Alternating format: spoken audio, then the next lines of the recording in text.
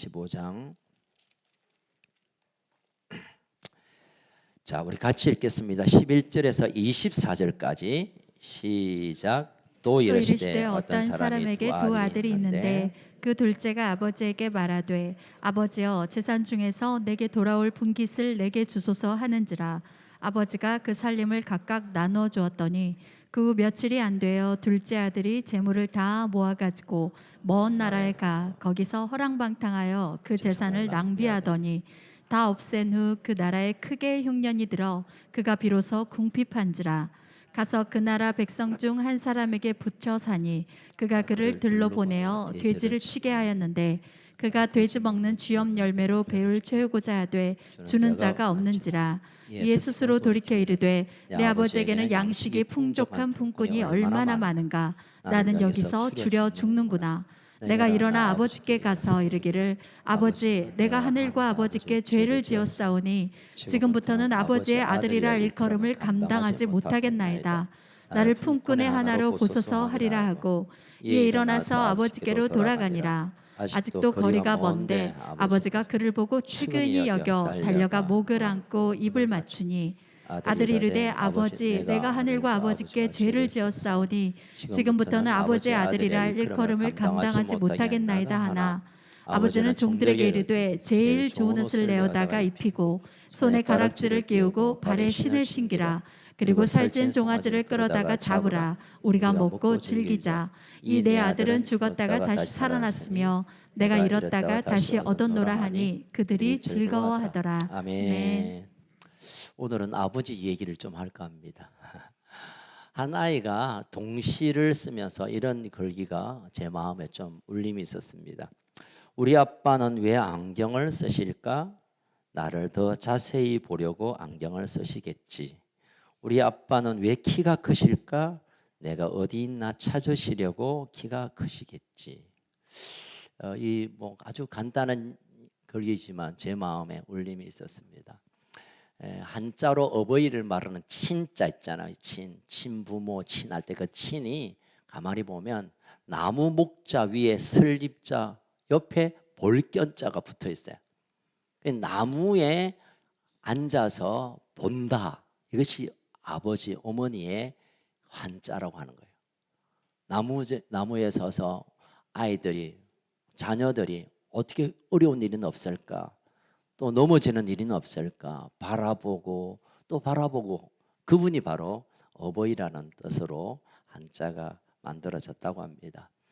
오늘 본문은 집 나간 아들 탕자의 비유 뭐라고 말할 수 있지만 그러나 사실은 이 탕자의 비유라고 하기보다는 집 나간 아들을 기다리는 아버지의 마음, 이것이 오늘 본문의 주제입니다. 오늘 본문에도 보니까 집을 나간 그날부터 문 밖에 서서 바라보는 친, 나무에 올라서서 아들이 언제 돌아올까, 언제 올까 바라보는 그 아버지의 마음을 우리가 오늘 본문에서 엿볼 수가 있습니다. 누가복음 15장에서는 세 가지의 잃어버린 것에 대한 비유가 있습니다. 첫 번째 잃어버린 양의 비유, 잃은 양의 비유라고 말하지만 사실은 잃은 양을 가슴 아파 기다리는 목자의 마음이 그 비유의 주제입니다. 이런 드라크마, 이런 동전의 얘기가 아니라 잃어버렸던 그 동전을 찾고자 애쓰는 여인의 마음, 그것이 주제고요. 오늘 본문의 11절 이후에도 탕자의 비유가 아니라 집을 나간 아들을 기다리는 아버지의 마음이 오늘 본문의 주제입니다. 그럼 누가복음은 마태, 마가, 누가, 요한복음이 내용이 비슷하기도 하지만 그래서 마태, 마가, 누가복음을 공감복음이라고 부릅니다. 함께 낄 수 있는 복음인데 그러나 한 사건에 대해 좀 다른 각도로 기자들이 기록했습니다. 누가복음은 약한 자, 힘든 자, 어렵고 고통당하는 자에 대한 하나님이 그 사람들을 어떻게 바라보시느냐라는 관점으로 예수님의 행적을 기록한 내용입니다.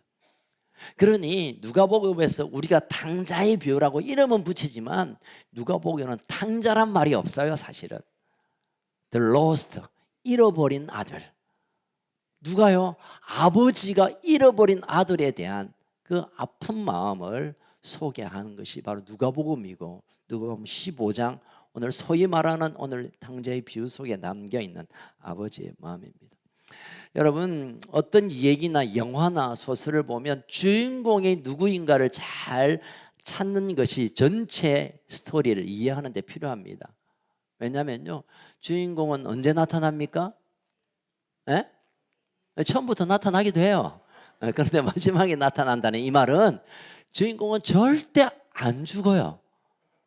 전쟁에 보면 막 뭐 이게 엑스트라는 옆으로 지나갔는데 으악 하고 죽는데, 주인공은 막 가슴에 맞아도 두고 보자 하면서 그 다음 또 살아서 짠 나타나. 영화를 안 보시구나. 저는 영화를 개인적으로 좋아합니다만, 여러분 그렇습니다. 주인공이 지금 어디에서 누구와 만나고 있고, 주인공이 지금 무슨 일을 경험하고 있고, 주인공의 그 아픈 그 마음의 깊은 뜻이 뭘까, 이것을 찾아가면 그 영화든 소설이든 그 스토리를 잘 이해할 수 있습니다. 여러분, 누가복음은 바로 이것입니다. 잃어버린 그의 백성, 하나님을 알지 못하고 길을 찾지 못하는 그 모든 자들에 대해 아버지 하나님의 그 쓰리고 아픈 마음들이 누가복음에 절절히 흐르다가 마지막 예수님의 십자가의 사건을 바라며 그의 아들이 아버지 앞에서 죽어가는 그 모습, 그러면서 육신의 아버지가 자녀를 어떻게 바라보아야 하고, 또 믿음의 사람들이 하나님의 시선, 하나님이 가지셨던 그 아버지의 마음으로 어떻게 이 세상을 바라보고 사람을 바라볼 것인가, 이 시대에 살아가는 하나님의 사람들이 하나님의 마음이 어떠하고 그 마음을 어떻게 품고 살아내야 할 건가를 주인공 대신 하나님이 지금 우리에게 보여주고 있는 내용이 바로 누가복음입니다. 성경에서 하나님을 아버지라 부릅니다. 하나님 아버지랍니다. 뭐 정신 나간 인간들은 하나님 왜 아버지냐, 하나님 어머니 하자라는 분들도 계세요. 그래서 뭐 이단 중에 하나님 어머니, 또 여성 신학자들 왜 아버지 싫다, 왜 성을 이렇게 차별하나, 우리는 하나님 어머니라고 예배해야 됐다, 하나님 어머니 높임 받으세요, 뭐 이렇게 예배하는 데도 있어요 사실은. 그런데 여러분, 하나님을 아버지로 부르는 것은 단지 우리가 알고 있는 그 아버지가 아니라, 아버지라는 것은 그 가정의 축복의 문을 여는 것이고, 그 아버지의 복이 자녀들을 흘러 또 다른 세대까지 흐르게 하는, 아버지 대신 그분으로 인하여 가정이 안정감을 누리고 하나님의 부요를 경험하고 축복을 맛보는 것처럼 그 하나님의 아버지의 복을 흘려보낼 수 있는 공동체, 그것을 하나님의 백성 또는 교회라고 말하고 있는 것입니다. 우리가 하나님을 하나님 아버지로 부르는 것은 하나님이 우리에게 아버지 같은 존재일 뿐만 아니라 그 하나님의 복이 나에게도 오고 있는 것이고, 할렐루야. 여러분, 이제 뭐 지금은 새로운 대통령이 자녀가 없어서 제가 적당한 예가 아니지만, 예전에 대통령 자녀들은요 그냥 아파트 살다가 아버지가 대통령이 되니까 그 청와대가 그냥 들락날락 할 수 있어요. 우리의 아버지가 누군가라는 것은 그 아버지가 가지고 있는 권위, 아버지가 가지고 있는 축복, 아버지의 그 영광을 함께 공유할 수 있는 존재가 된다는 것입니다. 아멘. 그래서 하나님은 우리의 아버지로 부르라고 성경 그렇게 기록합니다. 왜? 하나님의 학교 교장으로 잘 가르치시니까. 또 우리에게 막 돈도 주시는 하나님을 사장님으로 부를 수도 있는데, 그렇게 하는 것은 하나님이 우리를 부르신 목적과 관계가 없는 일입니다. 근데 어떤 분은 하나님을 교장으로 부르는 분이 계세요. 지혜의 말씀을 잘 깨닫고 그런 지혜를 주시는 하나님으로만 알면 하나님 교장 선생님이에요. 또 하나님을 사장님으로 부르는 분이 계십니다. 어쩌든지 나 돈 받아야 되고 잘 먹고 잘 살아야 되니까 돈 주세요 하면 하나님을 사장님으로 부르는 거예요. 하나님 아버지라는 것은 하나님과 하나님이 하는 모든 것들을 우리가 누릴 수 있고 공유할 수 있고 그 축복을 흘려보낼 수 있는 존재로 우리를 부르셨다. 그럴 때 하나님을 아버지로 부르게 하기 위해 성경은 하나님을 아버지로 소개하는 것입니다. 정신분석학자 프로이드는 이런 얘기를 했습니다. 육신의 우리의 아버지와 나의 관계와 내가 생각하는 아버지의 이미지에 따라 신관, 하나님을 바라보는 관점이 달라진다라고 말했습니다. 내가 평소에 아버지와 어떤 관계를 맺고 내 생각에 아버지가 어떤 분인가에 따라 하나님이 어떤 분인가를 어느 정도 결정한다는 것입니다. 예전에 저희 교회 사역자 한 분 간증하고 최근에 어디 간 분 계시죠. 그분은 하나님 아버지라니까 하나님 왜 아버지야 아버지야. 그 지독한 아버지, 골치 아픈 아버지, 아우 막 생각만 해도 떨리는 그 아버지가 하나님이라고? 그러면 나는 그런 아버지 같은 하나님 안 믿겠다고. 그렇습니다. 프랑스의 왕이 왕정 시대에 69명의 왕이 있는데 그 왕 중에 가장 지금까지도 현대에 와서도 존경받는 왕이 3분 계시는데 이 3분의 왕의 특징이 뭐냐면 부모로부터 어릴 때부터 깊은 사랑 가운데 자란 사람이라는 통계가 있습니다. 부모의 아버지의 깊은 사랑, 이 사랑은 무조건 오냐오냐 아니죠. 지난 수요일 오신 분 아시겠죠. 맨날 두드러 패고 채찍과 매로 때린 그 사랑의 아버지가 진짜 아버지로 경험되는 사람들은 정말 그 아버지의 마음을 가지고 나라를 다스리기 때문에 존경받고 그 시대의 나라가 부강했다고 하는 것입니다. 여러분 우리의 신앙도 마찬가지입니다. 내 육신의 아버지가 하나님의 그림자인데 우리 아버지에 대한 이미지를 우리가 이제는 아버지를 보며 하나님 아버지를 찾을 것이 아니라 하나님에게 있는 아버지의 마음을 가지고 아버지를 존경하고 아버지를 섬겨야 될 줄로 믿습니다. 아멘. 여러분 이 땅에 무슨 저주가 있다고 한다면 어머님의 사랑을 알지 못하는 인간들이 점점 많아지는 것이 이 시대 가장 저주입니다. 핵폭탄이 막 떨어져서 막 전쟁이 일어나고 이것도 엄청난 재해고 걱정거리지만 가장 무서운 건 어머니의 사랑을 모르는 자들이 점점 늘어납니다. 그보다 더 큰 저주는 아버지를 아버지의 존재로 바라보지 않는 이런 시대가 만연한 것, 이것이 가장 큰 저주라고 저는 그렇게 생각됩니다. 여러분 심리학자들은 그런 얘기 해요. 같은 아까 프로이드와 같은 사람들은 이 어릴 때부터 사랑받지 못한 이 아이들이 부모로부터 특별히 아버지로부터 사랑받지 못하는 것이 거절 감정. 이건 뭐냐면 뭐든 일단 튕기고 본다는 거예요. 뭐든 막 아니라고 생각한다는 거예요. 그게 그 사람이 본래 성격이 못나서 그 사람이 좀 못돼서가 아니라 부모로부터 받았던 그 거절 감정이 경관진으로 내 생각과 내 감정을 누르고 있어요. 특별히 유교적인 이 민족의 과거의 역사가 이 시대의 아이들을 이 모양으로 만들지 않았나 그런 생각을 합니다. 내가 거절받았다, 버림받았다라는 이 충격적인 것이 가장 비극적인 경험이 우리의 감정 가운데 딱 자리에 잡으면 모든 아버지가 아니고 부모가 아니어도 그 거절 감정으로 사람을 만납니다. 뭐 얘기를 하면 요거 나를 거짓말친, 요거 나 사기치는 거지, 이 사람 나 못되게 하려고 이렇게 말하는 거지, 친절해도 요거 뒤에 뭐가 흑심이 있겠지. 그러니까 결국 모든 사람과 담을 쌓고 그리고 아무것도 아닌 것에 분노를 일으키고 괴로워하고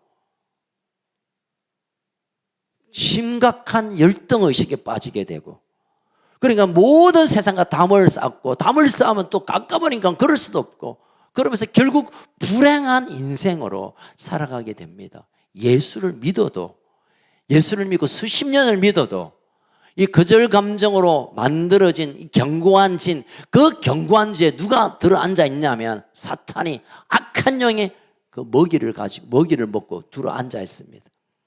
저는 심리학적 접근으로 어릴 때 받은 상처나 결핍이 우리의 견고한 진을 만든다, 제가 상식적으로 그렇게 알고 있었는데 데이빗 나인 목사님의 강의를 속에서 새로운 눈을 열었습니다. 이것은 악한 영의 역사입니다. 성격이 그래서가 아니고요, 환경이 그래서가 아니고, 어렵게 살아서가 아니고, 부모로부터 받은 거절 감정을 사단이 자기가 먹이로 그걸 취하고 우리의 마음을 괴로움으로, 고통으로, 그리고 어디선 인정받으려고 애를 쓰고, 때로는 감정의 기복뿐만 아니라 죄송합니다, 이단에 많이 빠지는 경우들이 이런 분들입니다. 거기 가면 막 박수를 치고 환영을 하거든요. 진리는 아무 관심 없고 이 땅에 재미를 향해 달려가고, 그러면서 인생이 끝날 쯤 되면 아무것도 남는 빈 껍데기의 인생, 돈을 벌고 위치가 뭔가 이건 아무 상관없이 그런 인생으로 추락하게 된다는 것입니다. 이 모두는 아버지가 아버지 마음을 채우지 아니하고 살아간 결과이고, 그것은 그대로 그의 자녀들에게 이어가고 물려주게 됩니다. 여러분, 우리 시대의 가장 위기가 가정의 위기고, 가정의 가장 큰 위기 중에 하나가 아버지의 마음이 없는 아버지가 가장 큰 위기입니다. 청소년에게는 아버지가 없다라는 말이 있습니다. 제가 그대로 한번 옮겨서 읽어드리면, 아이들이 자라면서 4살쯤, 미운 4살쯤 되면 우리 아버지는 전지전능하다고 생각한대요. 잘 들어보십시오. 12살 정도 되면 우리 아버지는 아는 것이 별로 많지 않는구나 라고 생각한대요. 15살 때면 아버지는 구식이야, 시대에 뒤떨어졌어 라고 생각한대요. 21살쯤 되면 아버지는 골동품, 차라리 없는 게 나아 라고 생각한대요. 27살쯤 되면 그래도 아버지는 뭐 제법 좀 아는 것이 있는 것 같고 어쩌다가 판단이 옳을 수도 있겠다라고 생각한대요. 32살쯤 되면 인생의 문제를 아버지와 의논하고 싶다요. 50세가 되면 아버지는 참 훌륭했구나라고 생각한대요.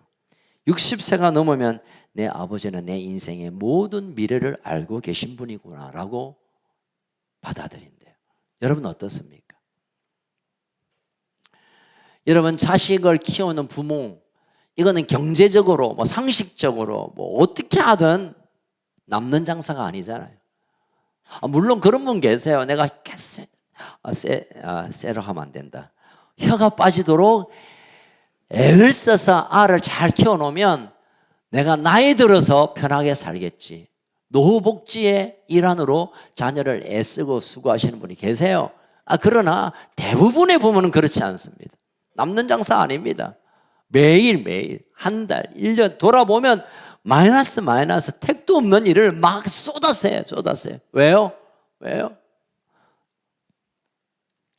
그 부모의 사랑, 부모라는 그 사랑이 그냥 눈에 씌어버리면 돌아오지도 않는데 투자를 하고 남는 것도 없는데 자녀들을 그렇게 섬기고 막 섬기는 게 갖다 퍼붓습니다.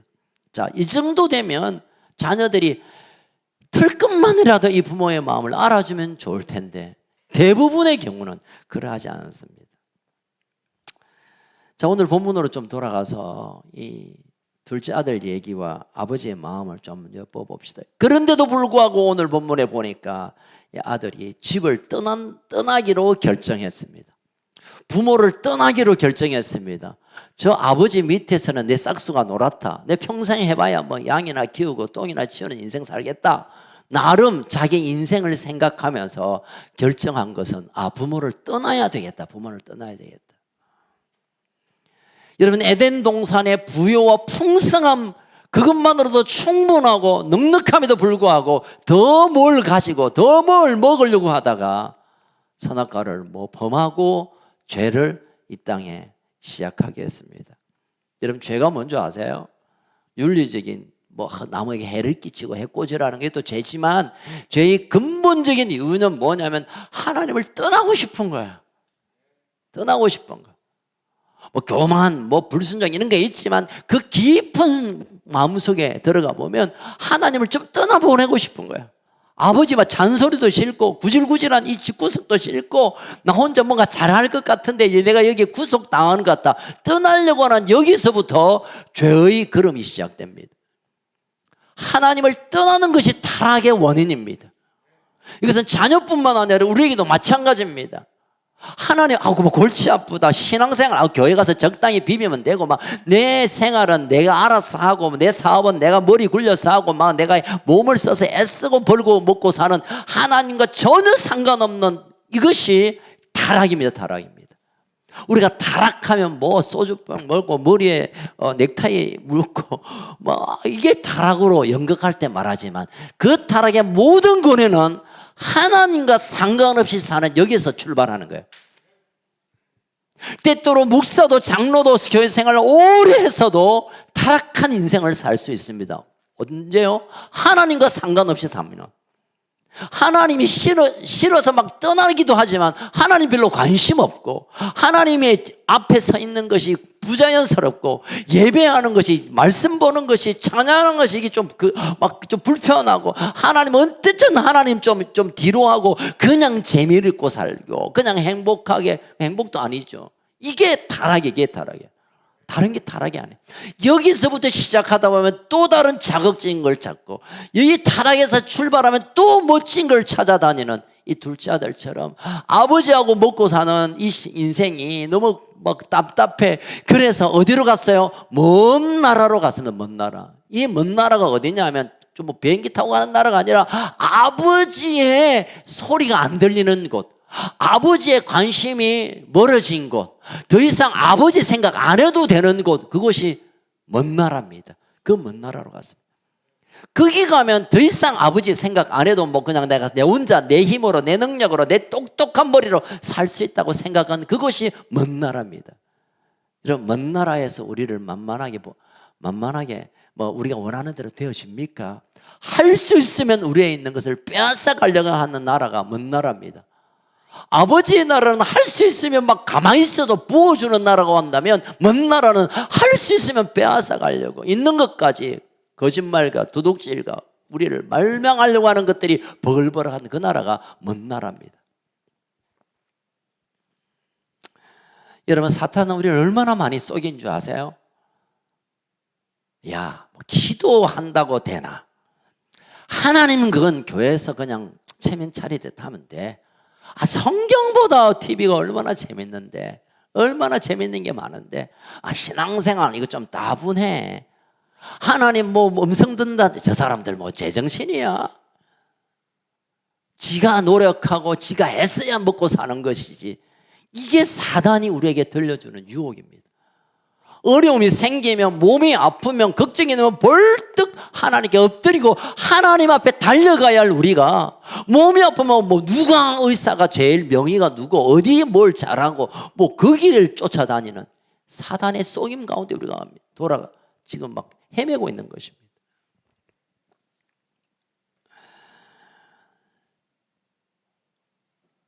사단은 우리에게 그렇게 말하잖아요. 야, 선악과, 왜 그거 하나님 먹지 말라 그래? 기가 막히게 보기도 좋고 먹기도 좋고 막 맛도 있겠고 꿀뚝 떨어지는데 먹어봐. 하나님 먹지 마. 야, 먹어봐. 야, 네가 답답하게 하나님하고만 살래? 세상에 재밌는 게 얼마나 많은데. 끝없이 사탄은 우리에게 유혹해 옵니다. 자, 오늘 본문으로 돌아가면 그 아들은 모든 재산을 다 탕진했습니다. 다 탕진했습니다. 아버지의 유산을 받아갔잖아요. 여러분, 당시에 지금도 예를 들어서 아버지가 살아계시는데 아버지의 유산은 땡기 받읍시다. 5천만 땡기 주이소. 아버지 곧 돌아가실 거니까 내 앞으로 뭐 재산 미리 주이소 해도 이놈의 자석 할 텐데요. 중동 당시의 문화 속에 유산을 미리 받는다는 것은 아버지를 죽인다는 것과 동일한 의미로 받아들여진대요. 학자들의 말은. 아버지 내 눈앞에 살아계시지만 나는 아버지를 죽은 아버지로 여기겠습니다. 이럴 때 하는 말이 내 유산, 아버지 유산 주세요, 이 말이래요. 아버지를 죽인 것입니다, 심리적으로. 그리고 그 재산을 한순간에 허랑방탕하여 다 탕진해버렸습니다. 낭비했다고 13절은 말하죠. 우리 13절 한번 읽어볼까요? 13절 시작. 며칠이 안 되어 둘째 아들이 재물을 다 모아가지고 먼 나라에 가서 거기서 허랑방탕하여 그 재산을 낭비하더니. 다 낭비하랬습니다. 자기의 방식대로, 자기가 원하는 대로. 여러분, 이 둘째 아들을 바라보면서 그 아들 못됐다, 아버지를 그래 죽은 사람으로 취급하고 그 재산 아깝게 다 날려버렸나, 이런 관점으로 성경을 보면 그건 성경이 아닙니다. 그냥 어쩌면 저와 여러분이 오늘 13절의 상황 속에 있을 수도 있습니다. 하나님이 내게 주신 생명, 하나님께서 내게 맡기신 이 재물, 하나님께서 맡기신 우리의 자녀와 가정, 하나님께서 맡긴 이 직분, 이것들을 내가 원하는 대로, 내 방식대로, 내 기분대로, 내가 원하는 대로 하다 보면 뻔하게 탕진되는데, 다 사라지게 되는데, 다 없어지는데, 그래도 지금도 이 둘째 아들처럼 내가 내 방식으로, 내 기분으로, 내 원하는 대로 하려고, 내 기분대로 하려고 살아가는 이 돌아오지 않는 둘째 아들의 위치에 머물고 있지는 않은가, 우리가 한번 돌아봐야 할 것입니다. 자, 그러다가 헐벗고 굶주리고 먹을 게 없고 생각해서 결국 결정한 것이 있습니다. 17절 시작. 이에 스스로 돌이키려되 내 아버지에게는 양식이 풍족한 분꾼이 얼마나 많은가, 나는 여기서 줄여 죽는구나. 스스로 돌이켜다. 우리가 이제 우리끼리 말하면 정신 차린 거예요. 정신 차린 거. 야, 내가 아버지를 떠나는 것부터 내가 뭔가 잘못한 거구나. 아버지의 재산을 미리 받은 것, 이거 나쁜 짓이구나. 이래서는 안 되는 것이구나. 깨닫게 됩니다. 여러분, 깨달음으로부터 우리의 삶이 돌아서기 시작합니다.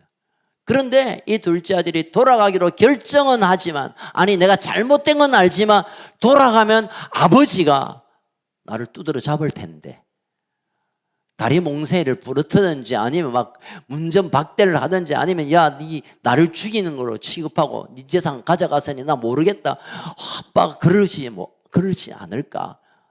아버지에 대한 자기의 관점으로 이해하기 시작합니다. 돌아가긴 가야 되겠는데, 여기서 굶어 죽을 수는 없는데, 집에 가면 먹을 거 쎘는데, 돌아가면 아버지 막 두드려 잡을 건데, 그러면 나는 어쩔까 막 고민하고 걱정하고 염려하는 모습이 17절 18절까지 이어지고 있습니다. 그런데 아직 정신 못 차린 거죠. 사실은 정신 차린다는 것은 내가 잘못한 것을 아는 것뿐만 아니라 내가 돌아가면 아버지가 어떤 분인가를 알 때 완전한 정신 차림이 결정되는 거예요. 아멘. 여러분, 아버지는 어땠습니까? 아버지는 이미 재산을 요구할 때부터 이 아들이 망할 줄 알았습니다. 집을 떠나는 순간부터 야가 거지가 될 줄 알았습니다. 시간이 가고 하루 이틀 지날수록 점점 더 힘들게 올 줄 이미 알고 용서해놓고 집 앞에 기다렸습니다. 하나님 아버지의 마음은 이것입니다.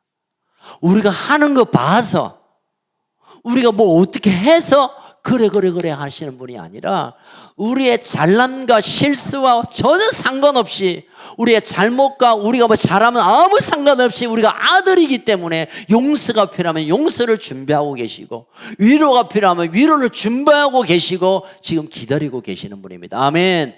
그분이 하나님의 아버지고, 그 아버지의 마음을 하나님 우리에게 지금 보여주고 있는 것입니다. 자, 20절 한번 읽어볼까요? 돌아옵니다. 20절 시작. 이에 일어나서 아버지께로 돌아가니라. 아직도 거리가 먼데 아버지가 그를 보고 측은히 여겨 달려가 목을 안고 입을 맞추니. 여기는 두 가지의 깊은 뜻이 있습니다. 한 가지는 왜 아버지가 문 밖에서 기다렸을까라는 질문입니다. 아들이 돌아올 거니까 빨리 반겨 맞아야 되겠다라는 첫 번째 이유가 있고, 두 번째는 당시에 아들이 아버지를 죽이고 또는 아버지의 재산을 탕진하고 또 아버지로부터 고통을 주고 떠난 자들은 그 동네 사람들이 돌로 그 아들을 쳐 죽여도 되는 그런 당시에 약속들이 있었대요. 아마 둘째 아들이 저 동네 입구에 들어오면서부터 누군가가 봤을 겁니다. 저 집에 아들, 둘째 아들, 저 탕자가 온다, 저 놈의 자식이 온다 하면 온 동네 사람들이 나와서 짱돌을 들고 그 아이를 죽여버릴 것입니다.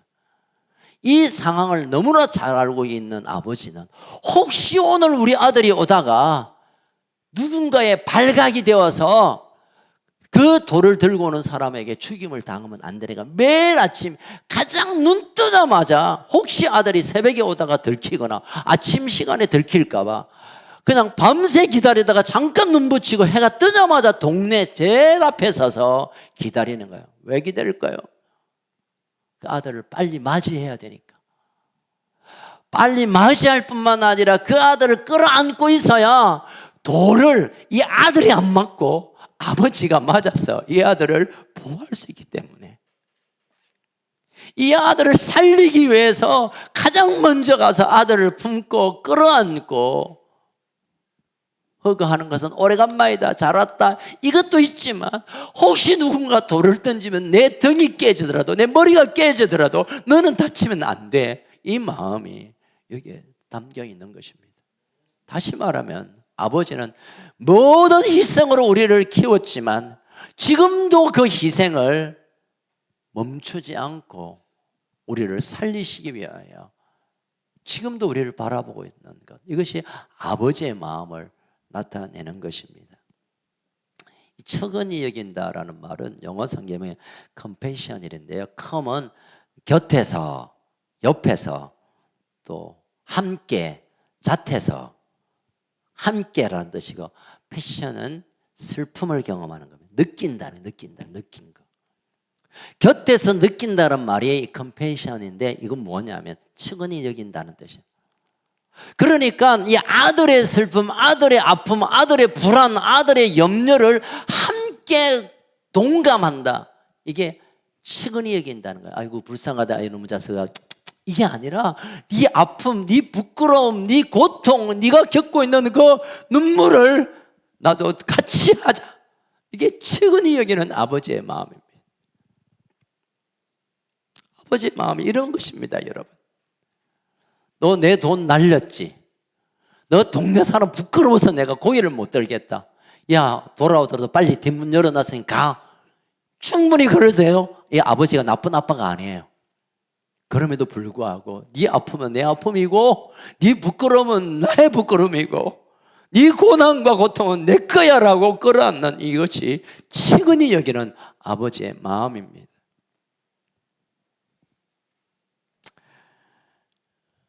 전 어릴 때 참 개구장이로 자랐습니다.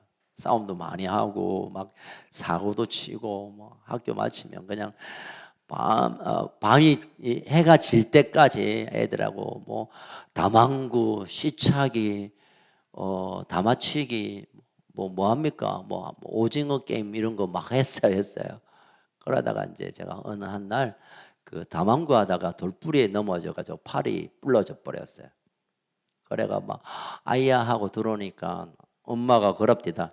이놈의 소나 좀 앞에 잘 보고 댕기지. 그러면서 막 괜찮다, 막 툭툭 들으면 된다. 가, 막 디비자 이러더라고. 제가 얼마나 상처를 받는지 몰라요. 그분이 나의 친모거든요. 그러면 아이고 많이 아프지, 병원 가자, 아니면 된장이라도 막 찾아가지고 바르고 해야 되는데 막 괜찮다, 막 아프면 조금만 있으면 된다, 막. 오, 뭐 섭섭함이 많아. 혹시 내가 출생의 비밀이 있나? 저분 우리 엄마 맞나? 그런데 막 저 아파 죽겠어요. 불나졌으니까 그때는 뭐 병원 뭐 부탁부탁 안 갔습니다. 막 되게 아파가 못 견디면 어디 가가 막 접고론에 가서 끼어보고 그래도 안 되면 병원 가고 그랬거든요. 라떼는. 그래가지고 막 아픈데 아픈 거보다 서운함이 더 막 괴로운 거야. 야, 내가 이 집에 내 인생을 맡겨도 될 만한 집안인가? 엄마 맞나? 그러고 있는데요. 제가 아픈데 잠깐 잠이 들었는데 그때 내 옆에서 저를 이제 묶어준 엄마가 그 팔을 잡고 기도하면서 울고 계시더라고요. 울고 계시더라고요. 왜냐하면 그때는 밤이 되면 지금처럼 뭐 응급실 이런 게 별로 없었어요.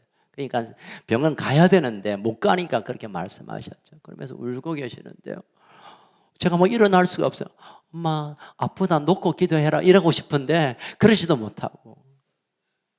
그런데요, 제가 고개를 살 돌리니까 저쪽 벽에 아버지가 머리를 박고 울고 계시더라고요. 제가 그 장면을 잊을 수가 없어요. 아, 나보다 더 아파하시구나. 내가 지금 이 팔의 아빠가 통증 때문에 미치겠는데 그 미칠 정도가 아니라 가슴을 치고 계시구나. 그런 걸 제가 느낀 적이 있습니다. 이것이 아버지 마음입니다. 이것이 아버지가 우리를 향한 변치 않는 마음인 것입니다. 오늘 17절 이후에 보면 아버지란 말이 계속 반복하여 나옵니다. 내 아버지에게는 아버지께 가서 아버지여, 아버지께 아버지의 아들. 결국 이 본문에서 하나님 우리에게 들려주고 싶은 것은 내가 그 아버지야. 나한테 달려오면 너의 실수, 너의 잘못 상관없이 나는 네가 내 아들 그것에 집중하고 내가 품어주고 위로해주고 안아줄게. 이것이 오늘 성경이 말하고 있는 하나님의 마음입니다.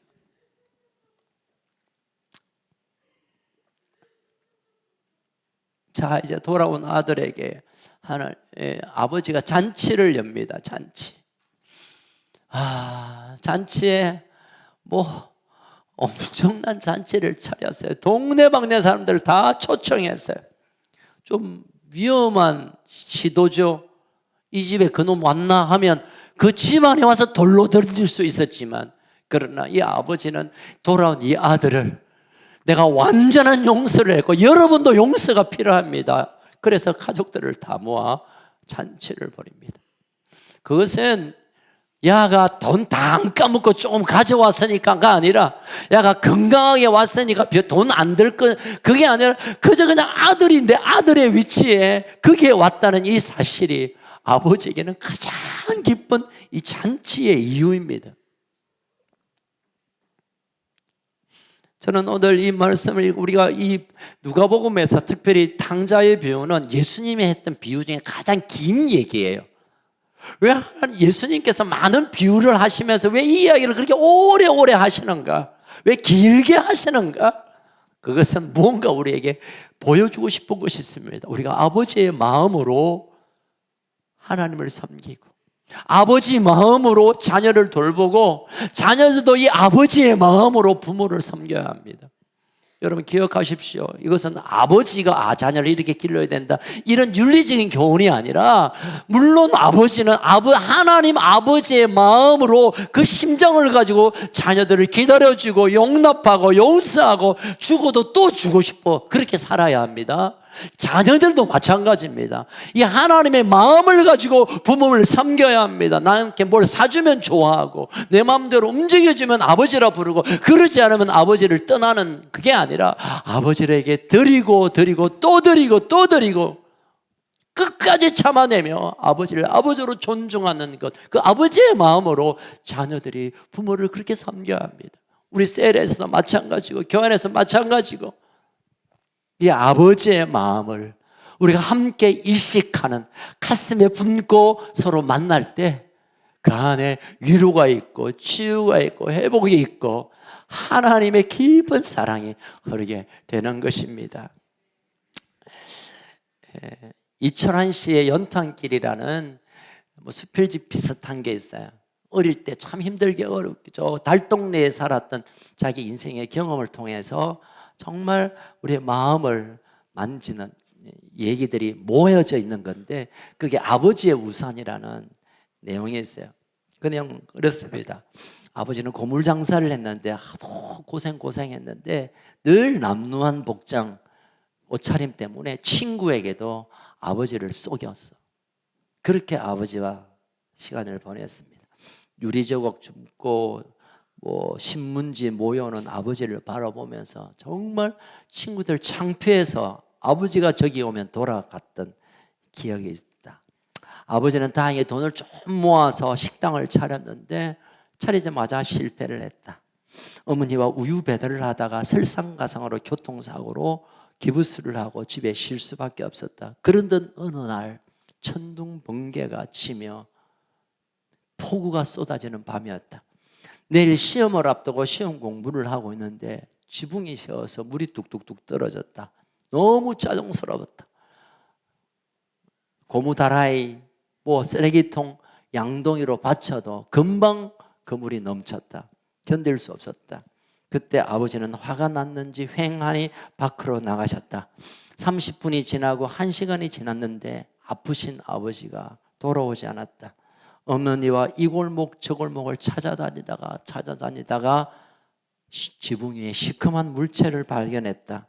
허덕대며 우산을 쓰고 그 아들을 위하여 지붕을 수리하고 있는 아버지의 모습이었다. 그 아버지를 생각하며 오늘도 눈물을 짓는다. 이게 아버지의 마음입니다.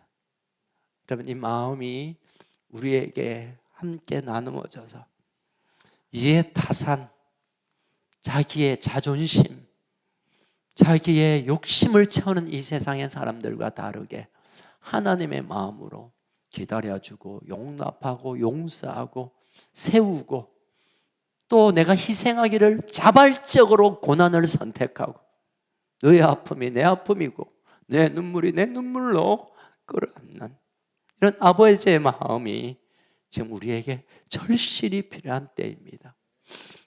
저는 손자 얘기를 이제 안 하고 싶지만 손자가 떠나고 나서 엊그제 데뷔 데미안이 줌콜로 저희 가족들과 함께 서로 좀 위로한답시고 이제 줌콜로 화상으로 모임을 가졌습니다. 온 열방의 가족들이 우리 가족을 위하여 기도하고 있고 우리 피터 예찬 목사를 위해서 기도하고 있다 이런 얘기를 하면서 소감을 좀 말해달라고 했습니다. 그래서 제가 첫 번째 그랬습니다. 걱정하지 말라고. 우리 가족 잘 지내고 있다고. 막 열심히 하고 있고 막 걱정하지 말라고. 제가 첫 번째로 그렇게 얘기하고 났는데 이어서 제 아드님 한 분이 이제 그 영상으로 하면서 지금 너무 힘들다고.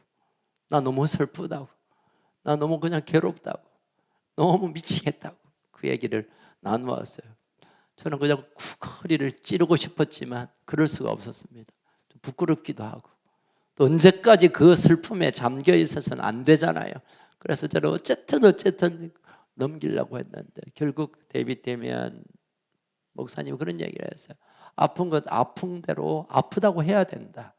힘들면 힘든다고 해야 된다고. 그래서 제가 마지막으로 그랬습니다. 데이빗 데미안에게 저 너무 힘들다고, 너무 괴롭다고. 내 아들을 잃은 아픔이 있는데 그 아픔으로 견디고 있는 아들이 나한테 너무 괴롭다고.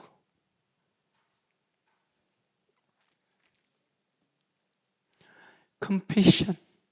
우리가 같은 마음으로 아파하고 같은 마음으로 기뻐하고 같은 마음으로 눈물 흘리고 같은 마음으로 끌어안는 그 가정을 하나님은 이 땅에 세우길 원하십니다.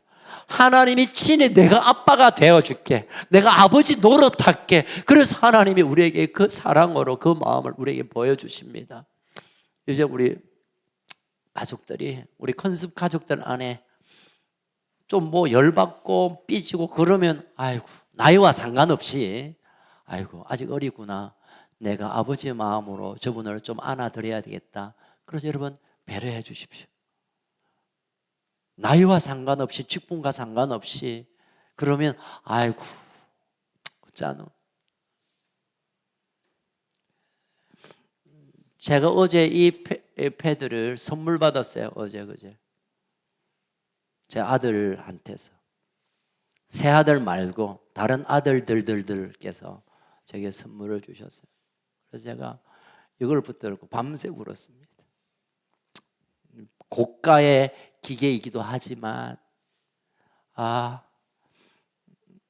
이 아들들이 제 새 아들 말고 여기 앉아 계시는 제 아들들이 내 마음을 이렇게 위로하는구나, 내 마음을 이렇게 이해하는구나. 그래서 너무너무 감사하고 고맙고 기뻤습니다.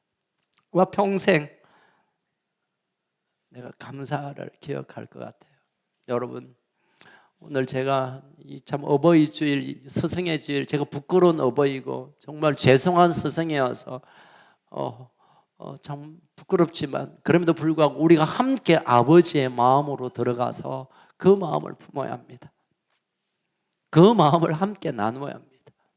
가정에서, 우리 셀 안에서, 우리 교회 안에서, 때로는 직장 가운데서도 진짜 아버지를 볼 수 없는 이 시대에 우리가 하나님 아버지의 마음으로 나아가 그들을 섬기고 돌보고 위로하고 안아주고 함께 울어주고, 그래서 하나님이 그토록 보고 싶어 하시는 온 열방이 그 가족 안에 들어오는 이 일에 저와 여러분들이 쓰임받는 그런 일들이 있기를 주의 이름으로 축복합니다. 살아계신 하나님 아버지 감사합니다. 참 감사합니다. 이 시대에 아버지가 아버지의 위치와 자리를 찾지 못해서 참 아버지들이 고생은 하지만, 애를 쓰지만, 정말 허리가 불러지게 일하지만 그 수고와 그 아픔이 받아들이지 않는 참 이 안타까운 일들이 얼마나 많은지 모르겠습니다. 아버지가 되어야 되는데, 아버지가 아버지로서의 그 풍성함이 있어야 될 텐데, 이런 모든 뒤틀려지는 것들이 결국은 하나님 아버지의 마음이 우리에게 채워지지 않기에, 그 아버지의 마음으로 우리가 나아가지 않기에 결국 이런 있어서는 안 될 일들이 우리 가운데 고통으로 남아 있습니다. 하나님 아버지의 마음을 우리에게 부어주십시오. 남자나 여자나 어머니나 아버지나 아이나 상관없이 이 아버지의 마음, 하나님의 아버지의 마음이 채워져서 더 기다려주고, 더 용납하고, 더 축복하고, 더 함께 측은히 함께 울고 함께 그 고통을 나누는, 그래서 하나님이 꿈꾸고 있는 이 하늘나라의 가족으로 우리가 함께 서게 하여 주시옵소서. 특별히 우리 육신의 아버지로여 상처받고 고통받은 자가 있다면 하나님께서 친히 아빠가 되어 주셔서 만나 주시옵소서. 아버지의 이 무거운 어깨에 짐을 지고 살아내야 될 힘든 순간순간마다 하나님 아버지의 마음이 우리 가슴 속에 채워져서 가족을 섬기며 우리에게 맡긴 사명을 섬기는 하나님의 대리자로, 아버지의 사명으로 살아가게 하여 주옵소서. 이 시간 이후에 우리 교회 가운데 우리 영적인 가족뿐만 아니라 우리 가정마다 엄마에게도 아버지의 마음이 있고, 아빠에게도 아버지의 마음이 있고, 우리 자녀들이도 아버지의 마음으로 우리가 만나고 서로 하나 되고 하나님이 주시는 부여와 행복과 영광을 경험하는 그런 일들이 일어나게 하여 주시옵소서. 하나님, 우리 가운데 그 아버지의 마음을 부어주시옵소서. 성령님이 아버지의 마음이 우리의 심정 속에 이식이 되고 그 마음이 우리에게 채워지게 하여 주시옵소서. 아버지를 이 땅에 보내주신 하나님 감사합니다. 아버지의 마음을 우리에게 함께 부어주시니 감사합니다. 이제는 그 마음으로 자녀를 만나고, 내 마음이 아니라 내 생각이 아니라 아버지의 마음으로 자녀를 바라보고, 아버지의 마음으로 부모를 공경하고, 아버지의 마음으로 우리가 서로 사랑하고 섬기는 하늘의 가족이 이루어지게 하여 주시옵소서. 우리의 큰 형님 되시는 예수님 이름으로 기도하옵나이다. 함께 일어나서